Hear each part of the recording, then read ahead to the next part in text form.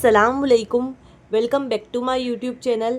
आज की वीडियो में मैं लेकर आई हूँ क्लास 12th के इकोनॉमिक्स का चैप्टर नंबर 9 आय तथा रोजगार का निर्धारण। ये चैप्टर मोस्ट आईएमपी है क्योंकि इस चैप्टर में से बोर्ड एग्ज़ाम में 12 मार्क्स के क्वेश्चन आंसर्स पूछे जाते हैं। 12 नंबर बहुत ज़्यादा इम्पोर्टेंट होते हैं बोर्ड एग्ज़ाम के लिए।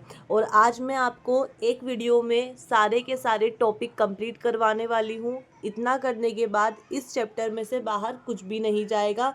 सारे के सारे क्वेश्चन आंसर्स यहाँ पर बहुत इजी लैंग्वेज में समझाए जाएंगे और सभी के नोट्स भी आपको दिए जाएंगे। ये नोट्स बहुत इजी लैंग्वेज में बने हुए हैं, आप इन्हें कर लीजिएगा तो आपके पूरे 12 नंबर कंफर्म्ड हो जाएंगे। तो सबसे पहले शुरुआत करते हैं चैप्टर का। सबसे पहला टॉपिक समग्र सामूहिक मांग। इससे रिलेटेड जो भी क्वेश्चन है वो सब यहाँ पर लिखे हुए हैं। सिर्फ 2 ही क्वेश्चन आते हैं। ये समग्र का मतलब होता है टोटल, समग्र का मतलब होता है सबकी, मतलब पूरा जितना भी होता है सबको टोटल कर दो, जोड़ दो तो तब कहा जाता है समग्र या सामूहिक। मांग समझते हैं, मांग का मतलब होता है डिमांड जो उपभोक्ता द्वारा की जाती है। तो इसका आंसर आपको लिखना है एक निश्चित समय अवधि में अर्थव्यवस्था में एक वर्ष में वस्तु एवं सेवाओं की मांगी गई कुल मात्रा समग्र या सामूहिक मांग कहलाती है। यानी एक मतलब पूरा एक साल हमने लिया है, एक साल में जितनी वस्तु और सेवा की टोटल मांग की गई है, टोटल पूरी सबकी मांग, उसे हम कहेंगे सामूहिक मांग। इसके अंग, ये क्वेश्चन आता है कि सामूहिक मांग का अर्थ लिखिए और उसके अंग या तत्व घटक गणना कैसे करेंगे। उन सब के लिए सिर्फ इतने से पॉइंट आपको याद रखना है।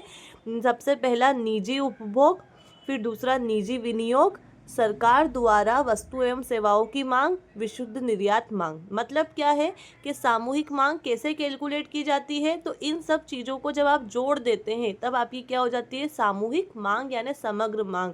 मतलब है निजी उपभोग, उपभोग का मतलब होता है कस्टमर जो कंज्यूम करता है, विनियोग जो इन्वेस्टमेंट किए जाते हैं, सरकार जो वस्तु और सेवा के लिए मांग होती है सरकार की वो, और निर्यात यानी जब हम हमारे देश से कोई सामान बाहर बेचते हैं उसे निर्यात। इन सब की मांग को टोटल करेंगे तब हमारा कहलाता है सामूहिक मांग। ये आपका पहला टॉपिक कंप्लीट हो गया, सामूहिक मांग का अर्थ और सामूहिक मांग के घटक या गणना कैसे की जाती है। ये बोर्ड एग्जाम में आया हुआ है, 2024 में ये क्वेश्चन पूछा गया था।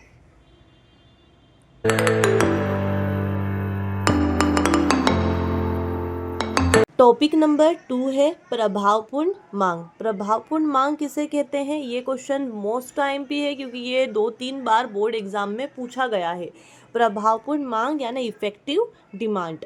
ये क्वेश्चन में जो भी जितने भी क्वेश्चन इससे रिलेटेड पूछे गए हैं एग्जाम में उसके नोट्स यहाँ पर बनाए हुए, वो भी बहुत इजी लैंग्वेज में।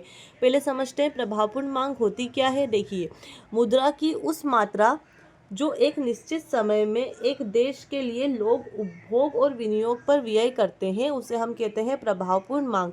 अगर आपको ये टफ लगे या समझ में ना आए तो आप इसे लिख सकते हैं कि सामूहिक पूर्ति और सामूहिक मांग को हम कहेंगे प्रभावपूर्ण मांग। या फिर देखिए इसके एक एग्जाम्पल से हम समझते हैं कि जब सामूहिक पूर्ति किसके बराबर होती है, सामूहिक मांग के बराबर होती है, तब कहा जाता है प्रभावपूर्ण मांग। ये इजी लैंग्वेज है, अगर आप ये ना लिखना चाहें तो आप लिख सकते हैं। वैसे तो ये एक ऑफिशियल उसकी डेफिनेशन है कि एक निश्चित समय में एक देश के लोग उपभोग और विनियोग पर जो खर्चा करते हैं, उपभोग यानी कंज्यूम करना, विनियोग यानी इन्वेस्टमेंट करना, दोनों पे जो खर्चे किए जाते हैं उसे हम कहेंगे प्रभावपूर्ण मांग। अगर आपको ये याद ना हो तो देखिए इस टेबल से आप समझिएगा कि टेबल में आपको बोला गया है 4 कॉलम हमने बनाए हैं। एक तो आय, रोजगार, पूर्ति और मांग। आय देखिए हमने ये नंबर्स मन से आपको लिखना है, इसमें कुछ भी ज़्यादा वो नहीं, आप एक सीक्वेंस ले लीजिए अपने अकॉर्डिंग नंबर लिख दीजिएगा। अब देखिए यहाँ पर पूर्ति, पूर्ति जब 150 है तब मांग भी कितनी है 150, 150 है, दोनों ही क्या है बराबर। तो इस वाले हिस्से को हम कहते हैं प्रभावपूर्ण मांग। यानी यहाँ पर कहा जाएगा कि मांग कैसी है, मांग प्रभावी मांग है। कब, जब सामूहिक पूर्ति सामूहिक मांग के बराबर होती है तब हम कहते हैं कि मांग प्रभावपूर्ण है, उसे हम कहा जाता है प्रभावपूर्ण मांग। और अब ये जब भी आप करें ये क्वेश्चन तब ये डायग्राम बनाकर आइएगा, आपको पूरे मार्क्स मिलेंगे। तो ये आपका दूसरा टॉपिक यहाँ पर कंप्लीट हो गया। टॉपिक का नाम था प्रभावपूर्ण मांग। ये नोट्स भी आप इसमें से देख देख कर बना लीजिएगा क्योंकि ये मोस्ट इम्पोर्टेंट है और बहुत ईजी लैंग्वेज में सारे के सारे नोट्स हैं।